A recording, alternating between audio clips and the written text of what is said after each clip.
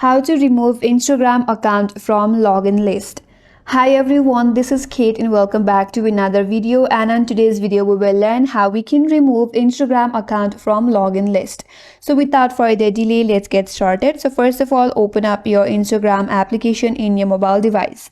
And once you land on this login page here, you will see your multiple accounts that you have already logged in before. Now if you want to remove the account, navigate to the top right corner and tap on the three dot icon. Now navigate at the bottom of this interface. There you'll have an option as remove profile from this device. Tap on it.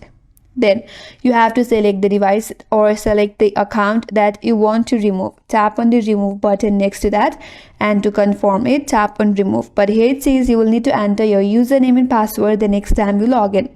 And if you remember your login credentials, simply tap on remove. And after that, the account will get removed from the login list. And that's all for today's video. Hope this video was helpful, and if you are new to our channel, consider subscribing. Thanks for watching and stay tuned for more videos.